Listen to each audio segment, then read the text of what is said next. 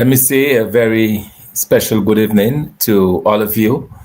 And let me also welcome you to this edition of our program, Real Talk. Of course, Real Talk happens every Monday night from 8 to 9 p.m. I am Dr. Thomson Fontaine. I'm the political leader of the United Workers' Party, Team Dominica. And we are normally joined by our co-host, Mr. Glenroy Soso Coffee, whom I suspect will be joining us momentarily. So let me say that it is good to have you, and thank you so much for being a part of us. Okay, so we are joined by Soso, so I just want to bring him in now and say good night to you, Soso.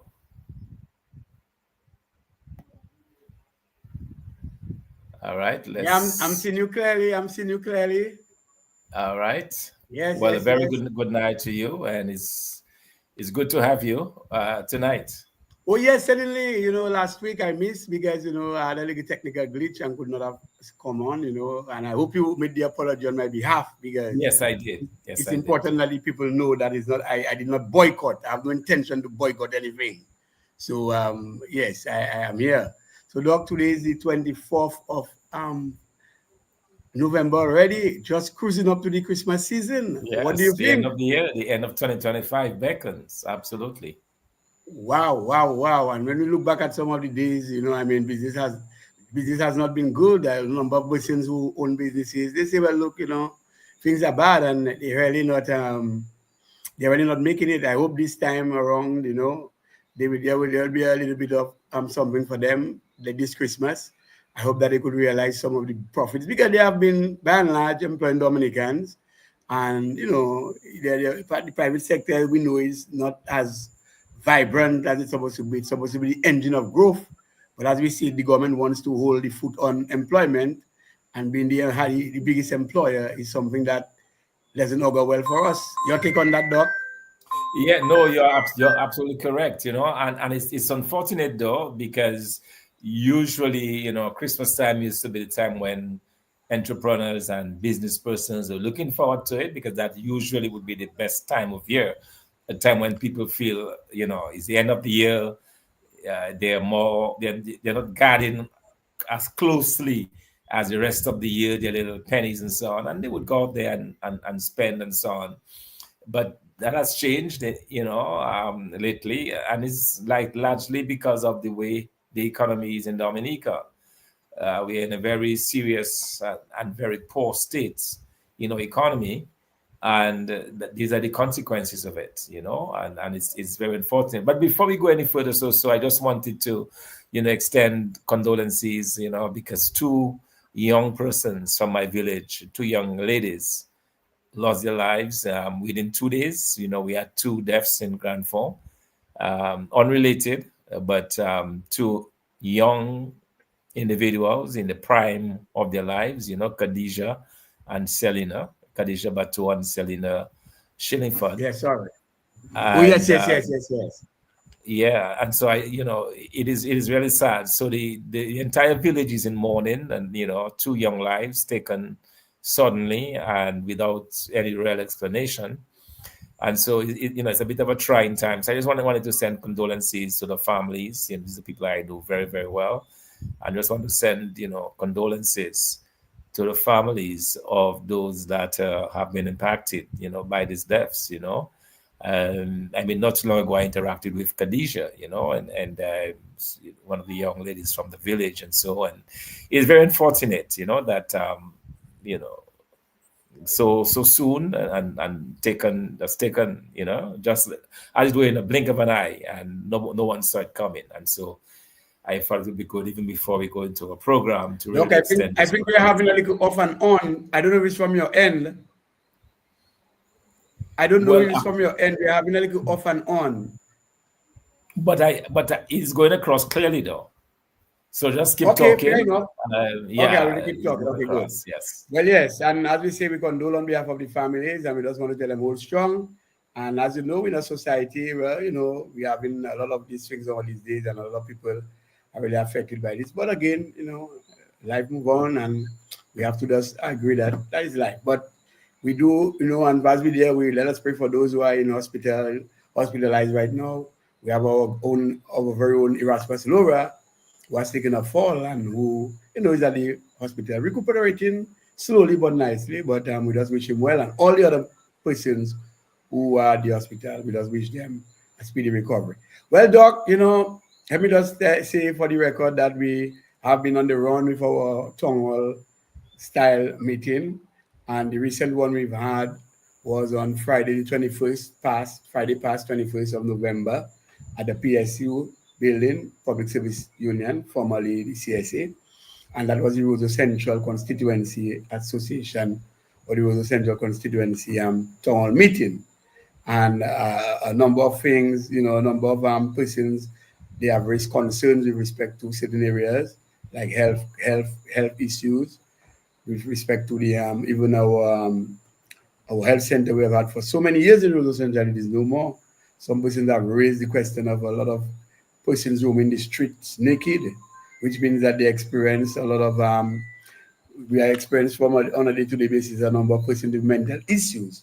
So yes, that is by large, and you heard me on behalf of the party presented the case for Roseau Central, where we could inject some, life in the Roseau Central, and some of the plans, and generally some of the plans that the party has for Roseau Central.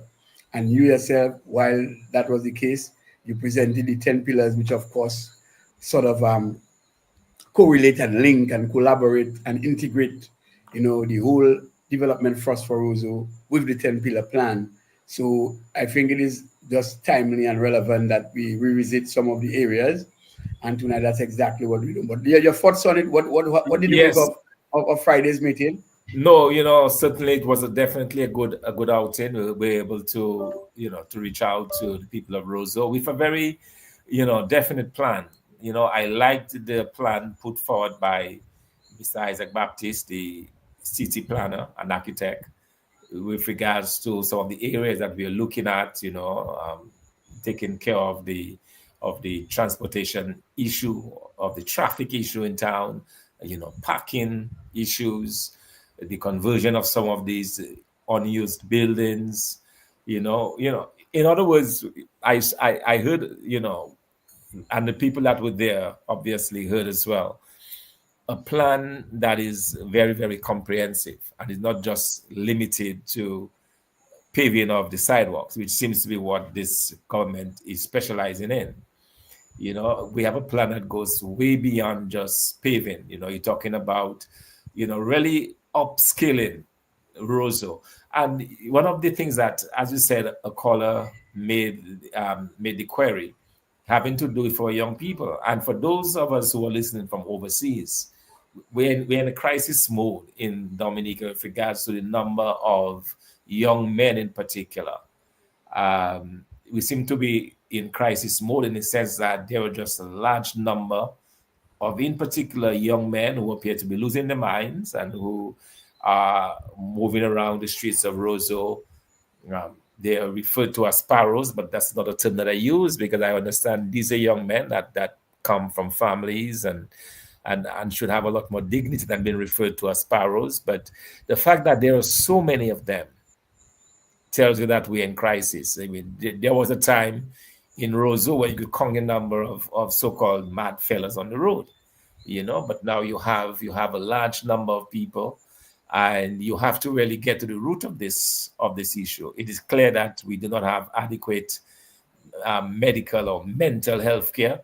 And I like the plan that you put forward. So talking about early intervention, a lot of Right. these young men, we believe, can be saved in the sense that they don't have to get to that point. That is the last desperate point. But very early on, if you have treatment for them, if you have centers where these young people can be treated, can be counseled, that would go a long way. Also just the whole economic situation. A lot of these young men, some of them, quite frankly, are suffering from the lack of opportunities and the frustration of not being able to work, not being able to provide for themselves, and so on. All of those pressures that are brought to bear on them. So I think that is something that, in particular, I would like for us to really focus on as a party, and that is certainly one of our areas. One of our areas is that is Health. definitely one of our areas. Yes, and you're correct. And as we speak, I mean, Doc, it's really appalling. I mean, 25 years of labor government. And the best labor could do is to remove the health center from Rosa Central. I mean, look at the state of the health center at the gardens. I know we have moved this health center wrong. Rosa has always had a health center since I've known myself living in Rosa. I was born and raised in Rosa, so I know. We had formerly Royal All Saints University is right there right now. That's where the health center was. Then you move up to the Rosa Girls School area, and we had the boys' school there area. The health center was right there at one point in time. And then now that health center moved to the gardens when this government come. Now the state of the gardens, the health center, the gardens is just not in it. The state is So it just has been abandoned, right? abandoned. What they did, they actually resort to cleaning it because you know what it is. The health centers located right in the gardens, and because they knew that Dominicans were visiting, that they tried to clean out as if that they were going to refurbish it. But as we speak, no work is going on there, and Roses without a health center for many years now. And so we are saying that we're calling for the reinstatement. In fact, one of the persons in the audience, one of our constituents, actually called for ask the question of whether or not it's going to we are intended to reinstate the health center in Rosa Central, and that is of course because you have quite a lot of persons still living in the city and around the city, and access is something that they need because some of them are ill health and they really cannot make it, and sometimes the ambulance services just cannot fulfill all the demands you have with respect to person because remember you have more people getting sick now and requiring the assistance of the ambulance service. And so sometimes people who want to visit the health center, especially elderly, have to now go to Newtown or to go to Hoodbridge Bay, which is Focal area. That is too much hard work. So we are saying, look, we are calling for the immediate reinstatement, but because this government has failed, I am saying on behalf of the United Workers' Party that we in the United Workers' Party with the view of actually reinstating this health center to facilitate, constituents within the Roseau catchment area and Roseau itself to ensure that we get the quality health care that we so deserve. No, And absolutely. Mhm. yes, and I was just going to wake you in that because, Doc, I just wanted to say again, just prior to the meeting and even long ago, you find that the gardens now is congested and the gardens now has become a car park and even a container storage area now. I've never seen that. I know, yes, we've had we had Creole in the park, Titikai Creole in the park, what they call it there. And okay, yes, but you have to clear up the gardens because I saw one of the tourists trying to take a picture, and the person have to try to move around the container and to move around to get the angle, and so it is really unsightly. And I'm calling on the authorities to remove all of the containers in the garden. It's really unsightly, and the parking situation needs to be addressed. Though I don't know when last you are passing the garden and to see that congestion. The gardens really is not a place for parking. And I'm saying without an alternative, it will be hard on the people for them to find alternative parking. But we really need to revisit doing the car park. And just as you see, Doc, what are you saying? Because are you complimenting that are you agreeing that we should really have the gardens free from this kind of congestion of parking? Oh, absolutely. I mean, it is, as you said, it's very unsightly, and it is not in keeping with the whole idea of the gardens. The gardens is supposed to be a place of recreation, a place that people can go and, free up, relax their mind, breathe in fresh, unpolluted air. But none of that is happening, and it's because of just carelessness and the fact that not enough is being done. And like you said, it's been a couple of weeks now since the Creole festivities. Or everything that has been brought into should have been removed by now. I mean, there's no excuse where you still have leftover stuff, even the gardens, even where we play cricket, that is Right. not still not yet available to us, and so a lot needs to be done. But I also wanted to talk very, very briefly about the health situation and the fact that you Yes. lamented the health center not being in use. I mean, that speaks to the overall neglect of the health of the health sector in this country.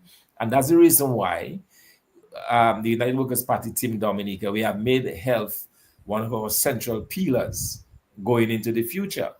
Because without a very good health system, without a health system that is concerned about the young men, or the health system that offers mental health counseling and so on, without that health system that where you can get your medications and you can go in and as I said, I was regretting the deaths of two young people. One of them went in on Thursday and was dead by Saturday morning. And you wonder, well, I mean, that's a young person. I don't know obviously what the underlying condition was, but you think that if somebody goes into a hospital at that age in their 20s, you would expect them to walk back out, uh, to come out alive, but we have that over and over again where individuals, young people going to the hospital and they don't come out alive, So that tells me that we need to do something very serious about our health situation. And in addition to that, we have been making it very clear that as part of our development thrust, as part of developing Dominica, we will be inviting back into our country thousands of diasporans because we are convinced that as we begin to create the opportunities, as we begin to create jobs, as we begin to go into agriculture and manufacturing and all of those sectors that we have been talking about that we know can create good paying jobs, that our diaspora will come in. Already we have diasporans who are making inquiries about how they can invest. So we want our diasporans to come, do the investments, to be part to take ownership of the factories and just to help in this overall thrust. But they're not going to come in those numbers if our health situation continues as it is. And that's the reason why we have to place a tremendous focus on the health sector in Dominica. And this health sector needs to be absolutely transformed. And part of that transformation is ensuring that there is a working health center that is as near to a hospital as possible in the middle of Roseau, so that some of the congestion can be taken away, from the China Friendship Hospital. So we need to ensure that we have a focus on health. And that is something that we will spare no effort in focusing on because we understand the critical importance of healthcare. We'll have a healthcare ban on. We've spoken about that in the past, the plans to have a national health insurance scheme that will ensure that every single Dominican have access to health. Just this past weekend, somebody approached me. They were going for an MRI. The MRI, they said, is $1,200. Okay. Wow. Just to do an MRI because it's not available in the hospital. It has to be done outside.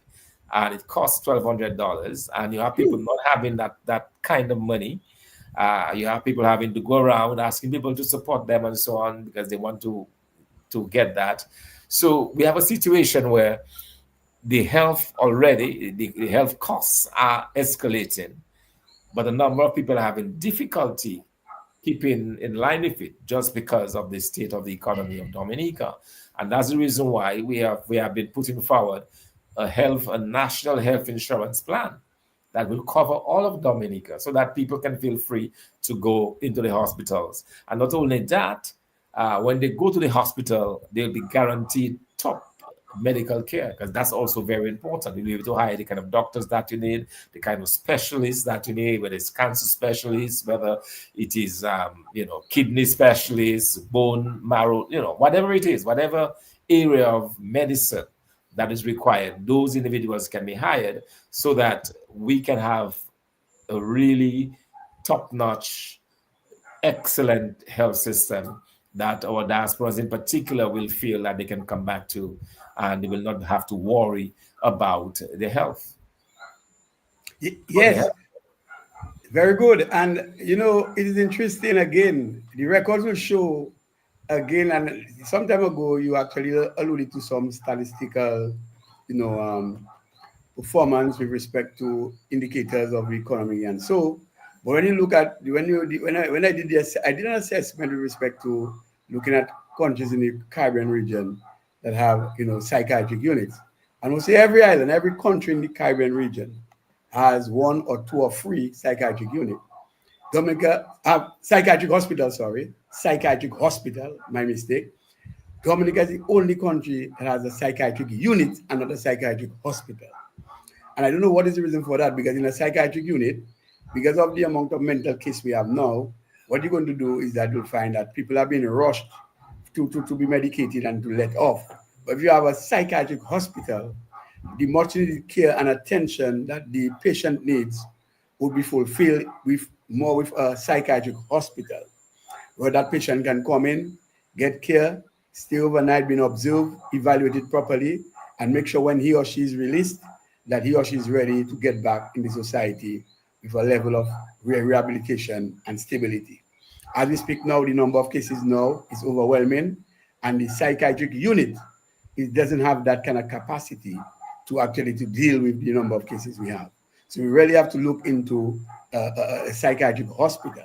Not that we, in the case of mental health, where we say preventative measures are the best thing.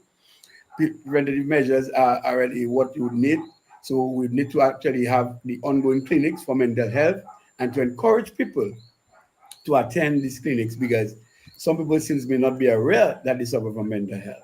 And so that would be the first step to before it reaches an acute stage. But for those who have already passed that stage and need that care, I know we have a number of cases. And so a psychiatric hospital to me makes more sense, with respect to the kind of care and treatment and quality care that these patients need at this time. But being having just a psychiatric unit, it doesn't really augur well in terms of the space, the capacity you have in terms of the human resource capacity there, and the different areas. Because remember, you need to actually separate patients. Those that are in a higher level of mental distortion need to be housed differently from those who actually maybe just having a little surface thing. The medical people have the better terms to explain it, but I'm saying this is what we need.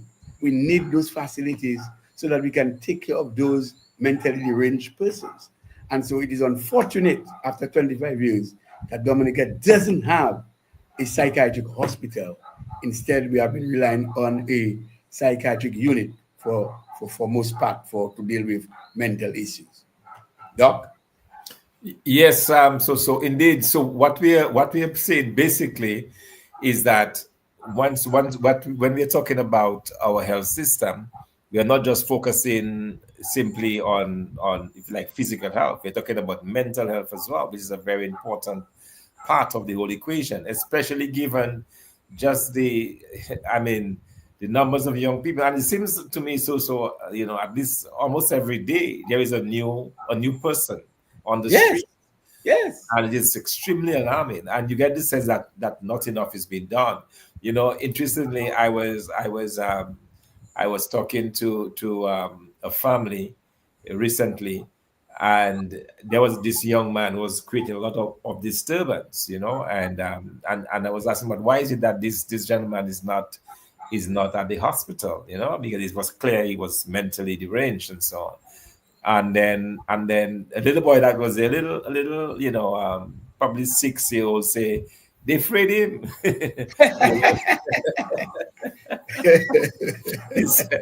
he said they freed him. I found out afterwards that this was his uncle, so he knew him. So he was like, and in his innocence, when he would be asking the lady about this gentleman, he said, nah, they freed him.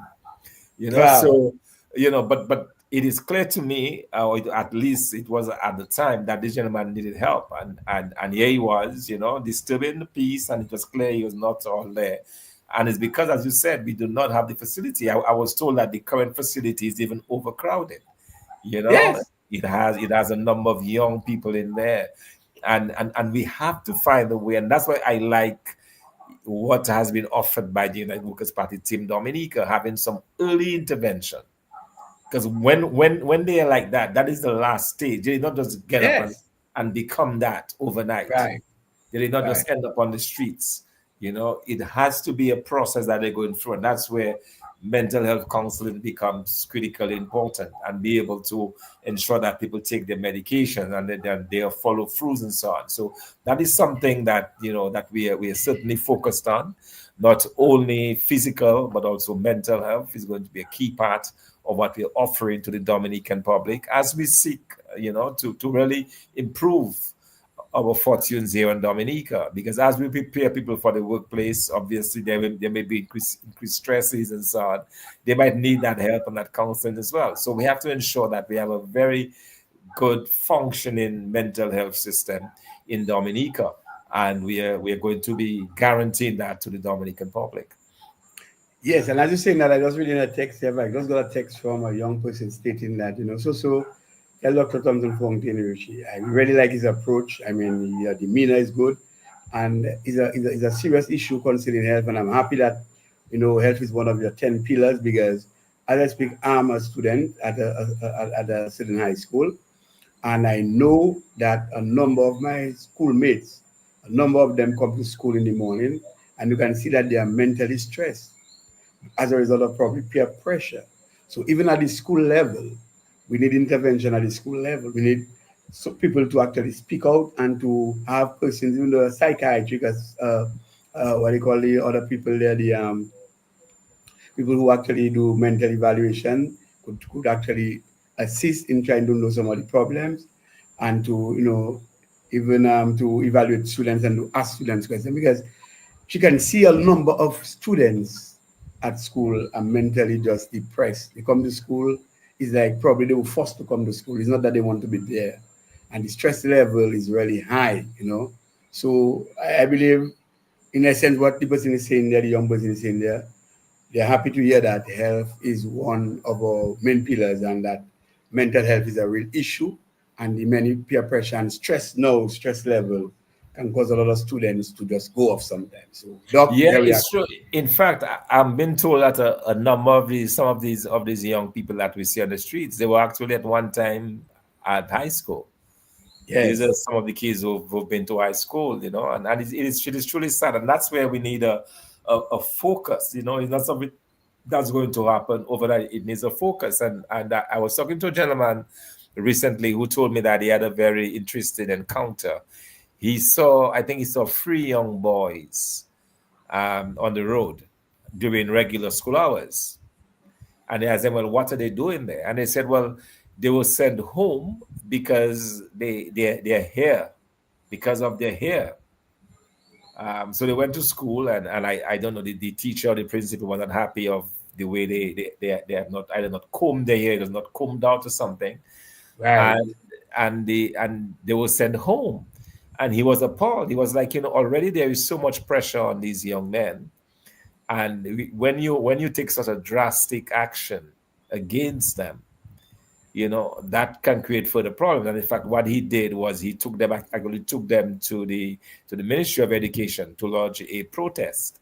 And I'm thinking that there must be a better way of handling a situation like this. Because if you send these kids out from school, they might say, well, I have no interest. Okay, so you don't want me in your school, fine, I'm not coming back. That's right. So we need to look out. I mean, I'm not in any way justifying their action. If they know that there are certain codes and so on for school, they have to abide by it. They have to abide by that. Yeah, I say. But you'll think that if it is something to do with a personal hygiene matter, that there's a better way of dealing with it than sending them home from school, having them miss school and just be on the street, quite frankly, when they Yes. should be in school. So we have a lot of work to do in that department, a lot of work to do as far as the health system is concerned. The health centers, you talked about the health center in Roseau Central that has been abandoned. We have a similar situation in Grand Fond. We have been promised a health center. Our health facility was built in 9, and I remember that very clearly because there was a big sign that says Oxfam Health Center, 1986. Wow. And that was built, that was like that until Hurricane Maria. Hurricane Maria wrought some destruction. The people of Grand Fond did some protests, and they were promised a new health center. It is 7 years now. The health center has not been rebuilt. They have moved the health center to a house, someone's basement, effectively, and it is just not appropriate for health, because when the nurse or the doctor is consulting with the patients in one room, the conversation is being heard by the persons waiting in the waiting room. So there is no privacy. Imagine you go to a doctor and you have a personal need or personal health condition, and you know that just a few feet away, people are listening to what you're telling the doctor. That certainly is not a good way, to have a health system. And so we have been in that situation now going on 7 years. So it seems to me, and when you have a health emergency, more likely than not, you have to take that person all the way to La Plaine. So it seems to me that we have dropped the ball as far as the health sector is concerned in Dominica. And we have to go back to those days when our primary healthcare system was the envy, literally the envy of the rest of the Caribbean. And that would mean ensuring that your health centers are fully functional, ensuring that your health centers are as close to the people as possible, that they're staffed with doctors and nurses, ensuring that your hospitals are up to scratch, or up to. I always give the example of this also. In 1979, when we had this major upheaval, May 29, 1979, do you know that in addition to the young man who died, that 9 other persons got shot? There were Wow. 9 other persons who got shot that day. In other words, 10 persons in all got shot by the Defense Force bullets, and only one person died. Wow. All right, that is testament to the health system we had at that time, where they were able to deal with a mass casualty situation. One young boy was actually shot in the head. He was shot in the head, and he survived. I remember Oh, Emmanuel Ema. Emmanuel, yes, Emmanuel yes, Ema, yes. yeah, Yeah. Emmanuel Ema. Yeah, You know, Emmanuel Ema. Yeah. he was shot in the head and he survived. One of my classmates, we left SME and came down together. He was shot in the back. He survived. Other guys who got shot in the chest and so on, and all of these individuals were able to be operated upon, and they survived because at that time in 1979 we had a really good healthcare system. These days, you're hearing of persons going in just for you know routine observation, routine things, and they're coming out in a casket. So it tells me that we have a lot of work to do with the health. And that is why we are giving the people of Dominica the assurance that when we form the next government, we will focus very attentively on the health system. We'll ensure that we have a good mental health system in place, an insurance system that will cover persons so that the average person doesn't have to worry about getting treated, and ensuring that they have top class health facilities all over Dominica that will take care of the health of our people. Oh, yes, certainly. Well, one person was saying earlier, stress leads to mental illness, such as depression, as well as from a lack of jobs and funds. And that's a fact. But I'll go a little further, Doc, and I'm happy that you mentioned, our diasporans and sourcing the right expertise at the time needed for the country. And you are spot on when you say, we will seek persons in the medical fraternity with respect to those who are in the diaspora. Like, for instance, we might even have to look at doing and collaborating telemedicine with our health situation in Dominica. Because I know when Dr. Sam Christian, got into his accident, because our good doctor Dale Langdebel still on the line and was able to communicate with doctors right in Dominica and had them do certain techniques to actually stabilize Dr. Sam Christian. So that right away, we have had persons suffering, from a lot of accidents, and they have hemorrhaged to death. If we had persons with expertise with respect to, to knowing about, how to stop certain blood flow and hemorrhage, then right away when in critical situation, doctors will say, so the same way you have retainers, like lawyers, retainers, you can have doctor retainers standing by. So when that situation arises, then that doctor can believe that. So we'll have to tap in our diaspora resource with respect to those in the medical field. have a listing of those who are qualified, whether it's chiropractors, you have those that, psychologists, you have those that for bone, and so you have those for blood, you have those for actually the heart and the different areas, doc. So we can source that kind of expertise so that when it relates to our situation, we can actually get these people to actually interact with our local people here and have a collaborative effort in terms of saving lives. Absolutely. So that's the plan, And as I always keep reminding Dominicans, we are not waiting to get into office to start planning. We have started the planning process. We have been in consultation as we build on those pillars. We have been in consultation with our health experts, agriculture experts, manufacturing experts, IT experts. We are doing whatever is necessary. We are planning forward then. In other words, so that when we assume office, whether it's in a year, 2 years, 3 years, whatever time frame it is, we'll be well prepared to hit the ground running. And health, of course, is a major, major focus of ours. And we have to ensure that the health of the population is taken care of. And in that way, we will be able to attract people. And not only that, once we have a fully functioning health system, we'll be able to attract health tourism. People can come in, do their operations in Dominica, and then they go to the Glow Show to convalescence. They go to the warm springs and so on to help. So we have the environment that is very conducive to tourism, to health tourism in Dominica. We have the rivers, we have the sea, we have the hot water, we have the calming effect of our forests, of our greenery, everything that screams that you're getting well is right here in Dominica. So once we have a good functioning health system, we'll be able to attract a lot of tourists who will come to Dominica to do the operations, to get healthcare, and to recuperate. And that's another way that we will offer opportunities to our Dominicans. Because imagine if you now have a functioning, health tourism program, families can put up their homes, and make money that way, take care of people coming to recuperate for a few days or a couple of weeks and so on.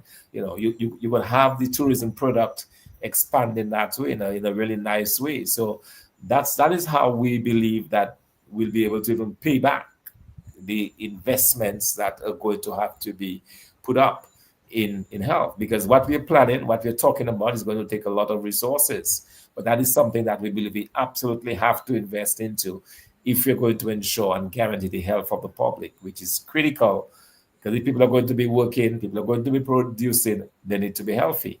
And that's where the health system and the investments in health come in. Yes, and another text message just coming there. So, but the government didn't say they get 41 million US from the Saudi government. Now, what have they been doing with the money? Okay, let me say you are correct, 41 million US dollars. They talk about they get it from the Saudi government to rehabilitate the road. So that's about 111 million EC dollars. And Doc, it's interesting to know. Some time ago, I went on university and actually measured. You say you got $41 million to rehabilitate roads. And on some time ago, last year, and even earlier in the year, and this year as well, they do sidewalks in areas. I measured about 45 feet of sidewalk that they did in concrete. That is not the new roads that we want to see. We're talking about uprooting all of the sidewalks and putting a level sidewalk, not what that haphazard thing. We're not telling government to go and mix concrete with a bucket with two little boys by the road and then point and then trying to align the road. That is not what we want. We want to see a holistic approach in terms of development, not that piecemeal approach. Or you can get $41 million and you're going to put 41 feet of concrete on a thing and say that, and it's still undulating. I mean, come on. I mean, we really don't know what we're talking about. But Doc, most importantly, let us address the traffic congestion as well, because it is really becoming now a hazard now in the city, and some of the areas we have identified for remedials in respect to the parking is that one, you cannot have a one lane street probably and have two side parking. I know what happens. A lot of people have businesses and they are unable to bring in things and get out things from their businesses. So that's already a problem. And that's why now you see another person putting tires on the road.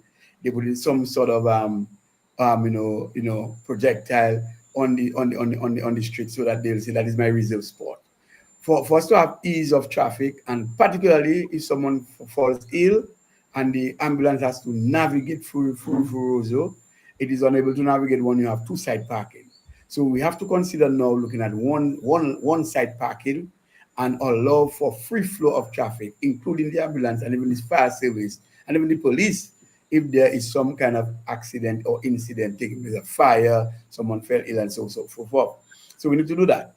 But I am not going yet to talk about introducing penal measures whereby you're going to start ticketing people for parking in parking areas they don't have to park, or putting meters. No, we're not going there yet.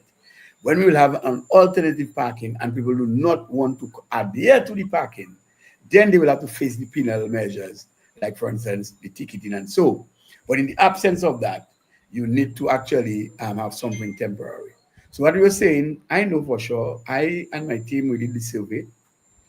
We have 199 empty lots in Roseau Central. Some are very large, some are small. What we are saying is that for temporary parking, and even can create short-term employment, so that persons who have lot, the city council can work with the landowners and to have them probably use their facilities for parking. If you have at least, if you have 100 lots, I'm dog, holding 10 cars, that's already 1,000 cars off the streets. But you don't want 1,000 cars off the streets and where they used to park on the road, then somebody else parking there. No, you want to make sure that you have the one side parking. Then you encourage persons with empty lots sizable enough to actually put some parking there. In the meantime, they are not using the facility or the land, and to do something to and encourage persons to. They could have somebody with a booth there collecting, ticketing people that come in there, checking the hours that they spend and they pay for their service. Or is it employment for people? They could have car washing at the same time. So these are the little things we are talking about. And also too, the vendors dog that we have been talking about. We say, look, it is very unsightly to have your vendors all over in the streets. It doesn't look very good. It's unsightly. Again, the city council can work with the landowners and the smaller lots, empty lots, and things. They could arrange it in a way that they could color code them and have different vendors vending cubicles. So take, for instance, you have, let's say, vegetables. It can be all the green cubicles painted in green. You're looking for vegetables. In orange, all the cubicles painted in orange, maybe craft, and so on and so on and so on. And even like a persons with point and local products, you could have them doing. What is important is that when you get them off the streets, they want to make it $1. So what you do in the meantime to correlate that whole, investment and to allow persons to make money and to feel the whole, to get a taste of the tourism pie, you'd have to make some streets mandatory that tourists, you have tour guides where they tour the tourists. The point is, tour guiding is not about just going to the Emerald Pool, and going to the Trafalgar Falls and, certain other areas like the Bory Lake and the Boiling Lake. No, you can actually organize street tours where you have tour guides actually walking the streets where these vendors vend, so that it must be a must pass, so that the tourists will have a chance to see the expositions of the various local products and to patronize where applicable. It is something that is workable. Don't tell me that you just put the vendors in areas and you forget them. It should be a must pass for our tourists, because the vendors are going to be disenfranchised if they are placed in areas where the tourists do not pass. So you make it mandatory that the tourists pass in these streets, so that at least they can spend the tourist dollar and the vendors can benefit from that. And so, Doc, these are some of the things that we're looking at, and even the unsightly defacing of our only waterfront we have, where Dominicans go to relax on the bayfront, the Demogena Boulevard. How can that be defaced? It looks so unsightly.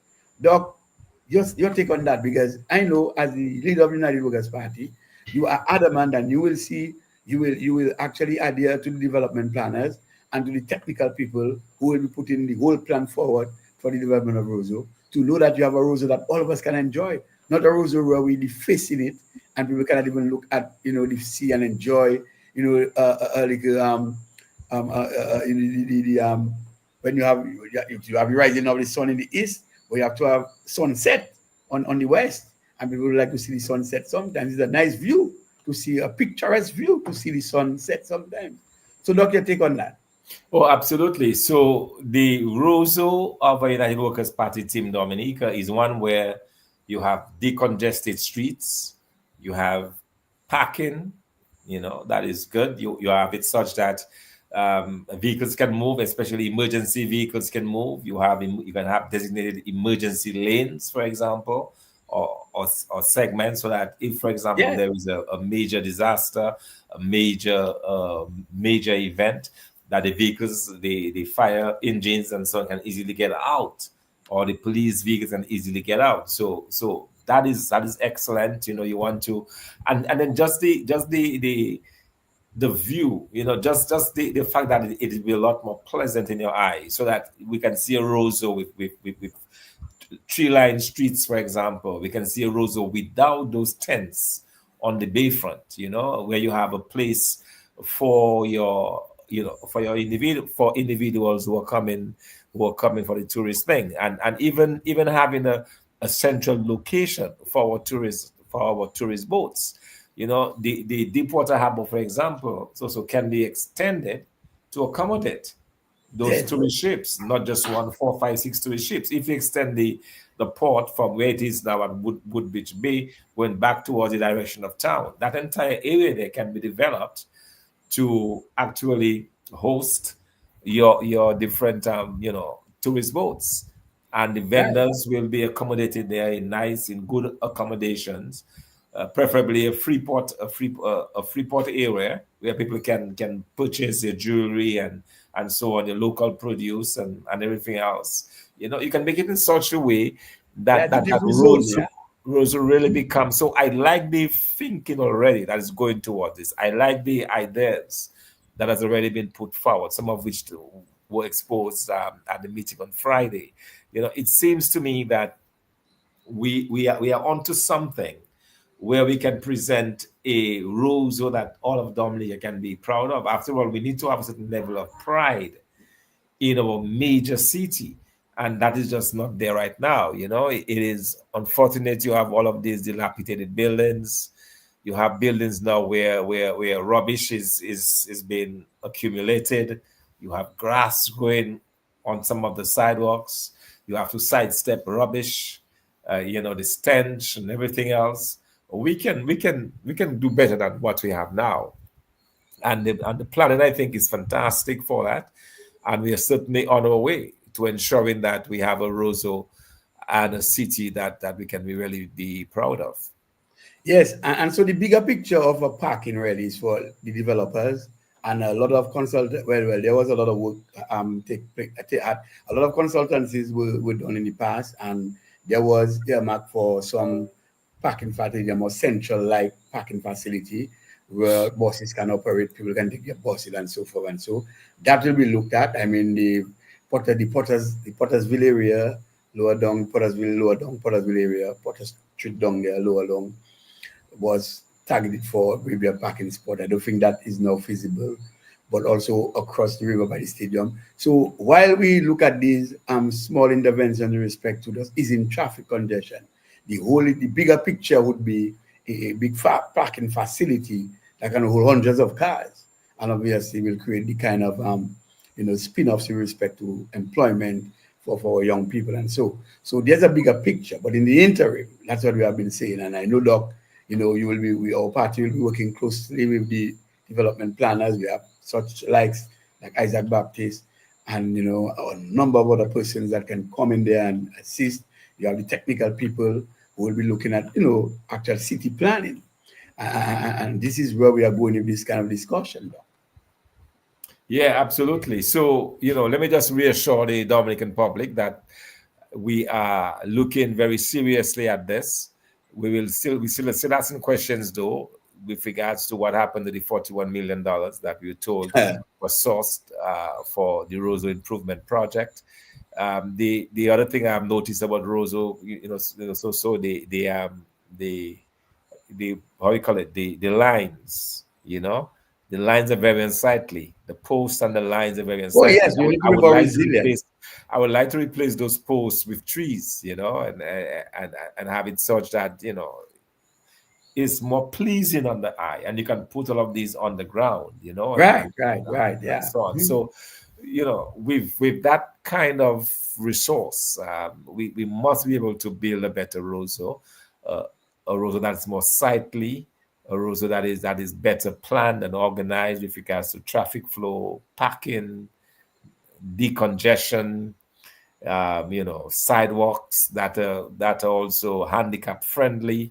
In other words, we want people to be able, and also even have a roads where you can build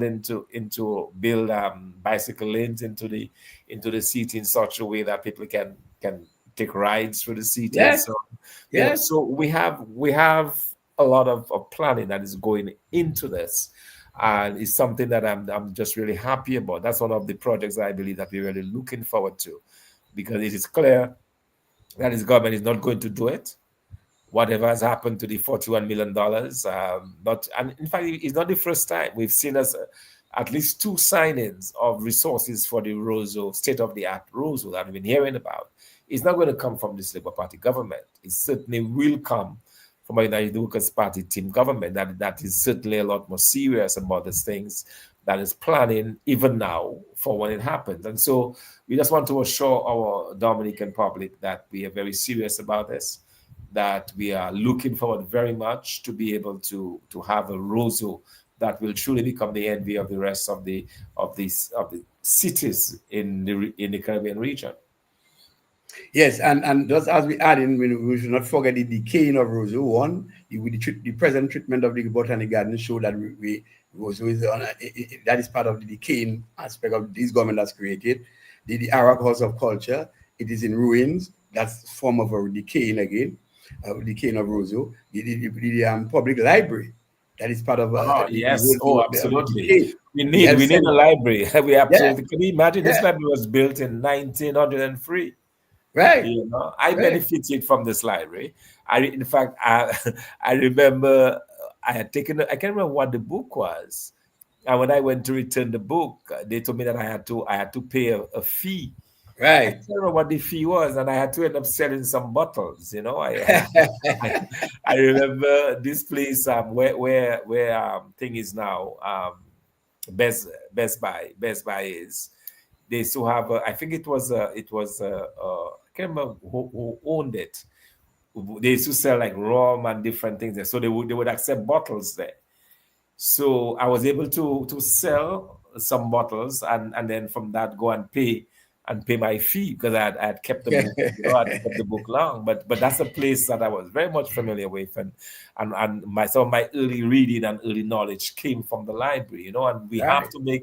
to have a modern library where obviously people will have access to all of the latest gadgets, the Yeah. computers and everything else. But having Yes. those books there is just critical. So, you know, a Roseau Central Library where you can redo the grounds, so people can come there and relax, and the recreative part of it, that has to be part of whatever planning goes into Roseau. So we are going to make Roseau really a beautiful country, a beautiful city, uh, library, health facilities, decongested parking, getting rid of these wires, um, accessible, uh, how you call it, handicap accessible Yes, sidewalks and yes, so yes, on. yes, yes. All of these, Wheelchair we access. Yeah. absolutely, absolutely is going to be part of what we will be doing And for. people must understand too that when we talk about Roseau itself, the other Roseau areas, like for instance Roseau South, Roseau North, and even Roseau Valley must not be left out, because if you notice, just couple minutes away, or just by way of boundary, the whole parish of St. George consists of the Roseau, of the Roseau Valley, Roseau Central, Roseau North, and the Roseau Central.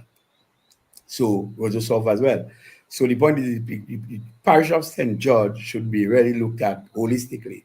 And even as we speak, it is just amazing that this government does things in a way to hurt the people of Dominica. I was told, and I'm certain that this facility has been sold. The former public works compound has been sold. It is sold. I did investigation. It is sold. Now, interestingly, the person who bought the place is now renting for the port. The Chinese put all their equipment there. The port sometimes put what they call that, containers there. Containers. So good sense didn't tell you that this area could be, and I heard Honorable Danny Luge mention that already, that this area could be used for expansion of the port. But the government insisted to sell. I don't know why the government was so insistent to sell this property for its friend. Well, the very same reason. Now that friend is making money of the government. What is going on? And Yeah. so it's the holistic approach. And even when as we speak, I mean, I'm not favoring the Chinese, I've already said so. But if you are giving the Chinese to develop their country, send them in the ASEA, let them make good road, let them make bridges, let them expand the country. Most of our establishment is on the West Coast, you know. And the Chinese come in to occupy places where our grandparents used pickaxe and shovel. No, they are good engineers. They are good in terms of working the terrain. Give them an area where you can have the Chinese city. So they expand, they put road, they put infrastructure, then they expand these areas. Don't give them what we have already. And even right now, as they functioning going up in that area there, they call Foko the industrial area. You know, the Chinese have making windows there and doors up there. They have that nice facility that could be also used as port expansion. What a waste! And then you give out all these good lands around the port, and you're talking about port expansion. Where are you going to where are you going to do the expansion? And so, Doc, we really need to look at these things holistically with the development planners, with the technical people, so that we can really consolidate all of the parishes or the communities that comprise all of the communities that comprise the parish of St. George. And so Roseau itself will have its say. We get its fair share of development, but also Roseau North, where we have our port, needs a lot of improvement. Look at the state of the port. The port's like a lab. Areas of the port, some aspect of the port like a lab has. I mean, I'm a frequent user of the port. Where I go on the port and take people merchandise, and I move in and out of the port. I even have a port pass I bought, so I can renew it annually. That just show you how frequently. In fact, that was imposed on me. I don't know which law that had to impose that on me, but I had to get a port pass. And inside some of the areas of the port is like a labas area. And if you're going to look at the state of the port, a lot of derelict machinery all over the place. They should dispose of this thing and clean up the port. The port needs that serious clean up. So that we have work to do.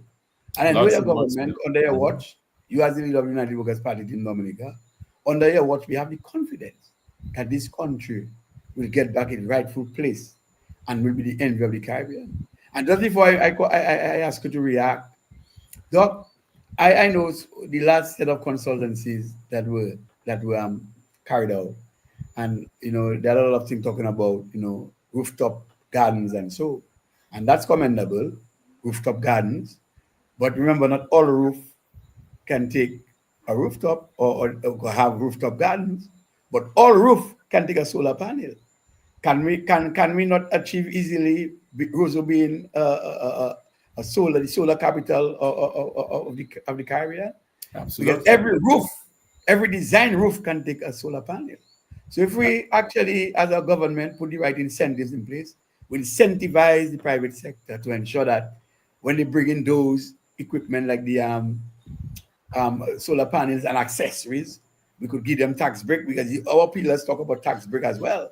So when they get this tax break, people can now bring in the panels and they get the concession, and they can be off the grid, and to help expansion of our housing, our industrial areas. And these new areas can now go on the grid, because now there's space on the grid for them, and so that the generation of electricity through, whether it's geothermal, through hydro and even diesel powered, can continue. Your take on that, because we're running long already, Doc, and we are after overtime already. But in your closing remarks, can you just at least elaborate on this thing? Yes, absolutely. So that's another aspect of the, if you like, the beautification or the modernization of Roseau that is going to be important. How do you incorporate the use of renewable energies? And solar is a good way to go. As you said, every single house can accommodate a solar panel or two. And as the technology improves, the costs are going down, not up. Yes, That's the beauty of it. The costs are going down. The sun is endless. We are told it will be around for at least another billion years or so. So we have Right, nothing to worry about. right. We'll get the use of the sun, and it can be done. So so that's the important thing, and that's the reason why we continue to encourage Dominicans to take a second look at the United Workers' Party Team Dominica, because what they will notice is that you have a group of individuals who are really committed to this country, one, but importantly, a group of individuals who are planning and strategizing and thinking ahead to ensure that this country truly becomes the best place to live, to work, and to enjoy life. That is something that we're very much committed to. And that's the reason why we want to talk to the people.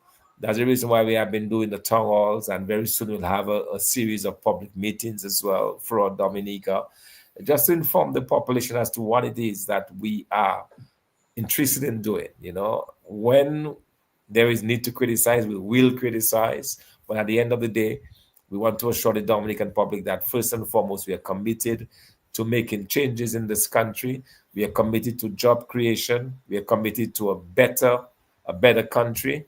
We are committed to opportunities for young people. We are committed to ensuring that our young men in particular do not continue to fall through the cracks, that we have a state-of-the-art um,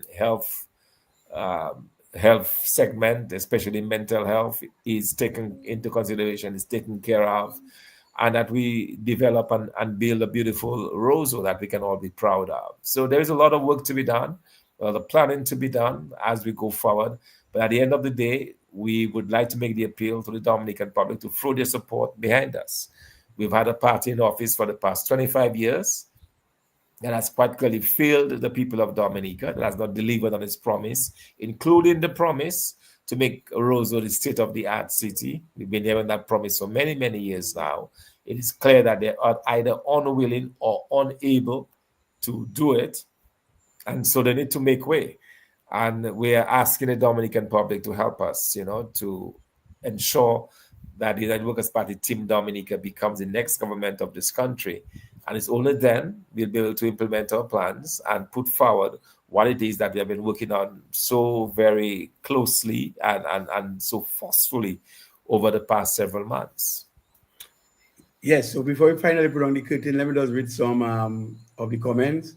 Roseau should be by now have at least two car four floors parking to control the street congestion. Yes, yes, caller, we talk about a central parking area, and that is what actually we mean to get it done. Tell me how and who allowed Dragon Windows to secure prime land right next to our main port of entry at Woodridge Bay, when government service could have been extended in that area.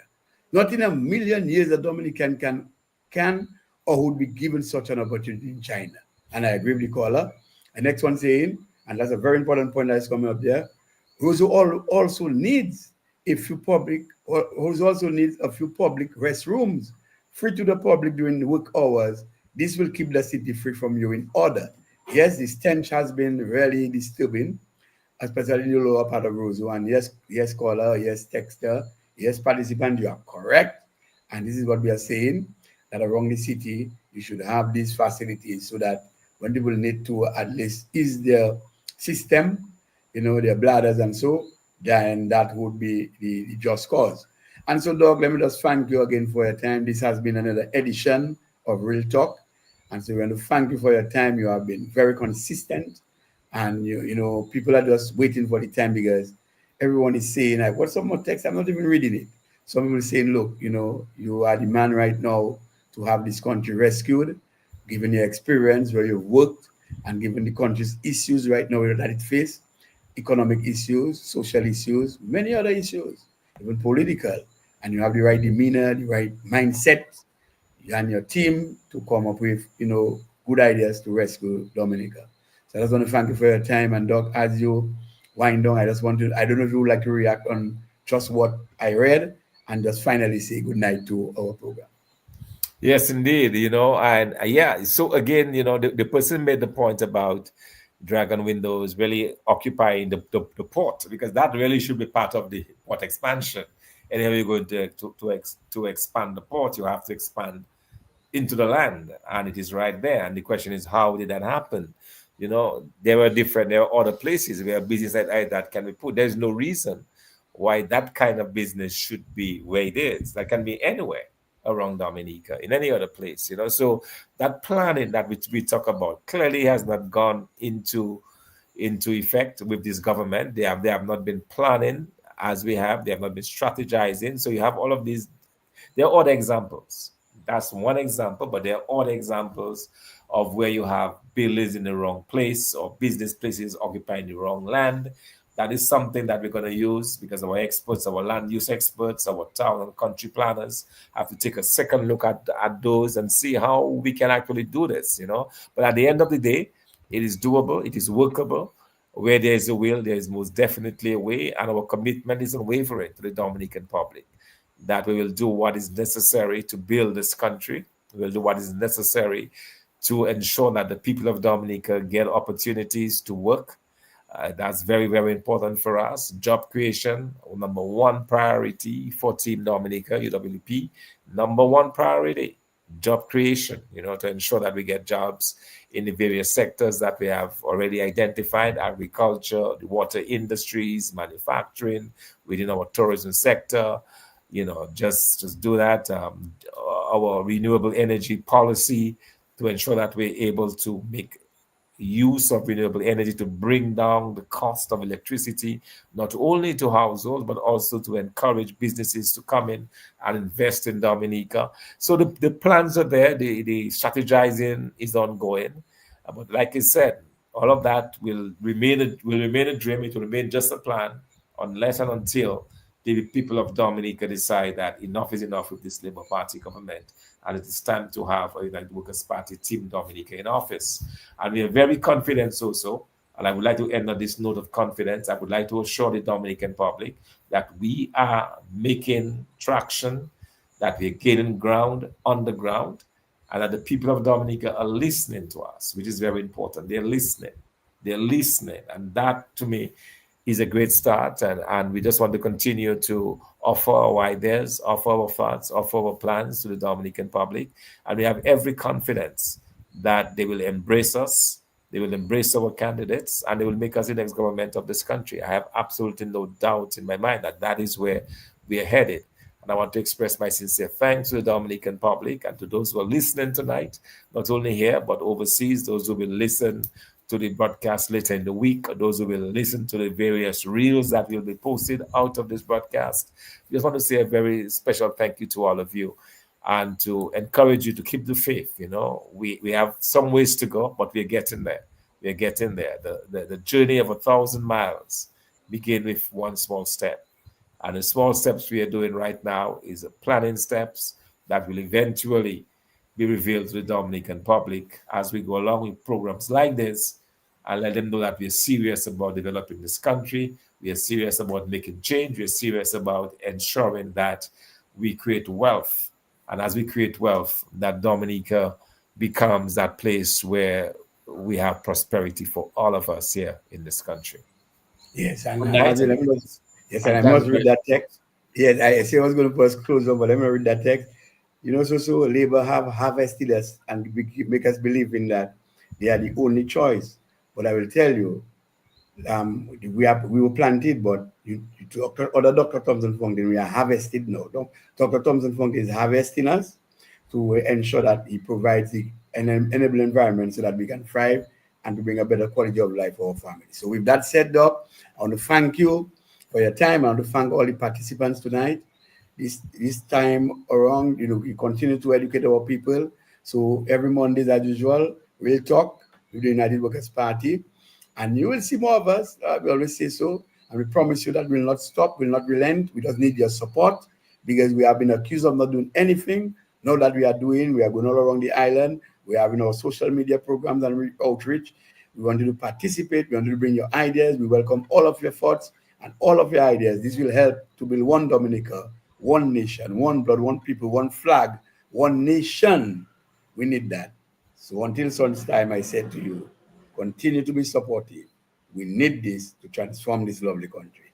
Have a good night, and until such time, God's spare. Next week, Monday, we'll be right back with Real Talk. Have a good night. Pleasant night to you. Blessed.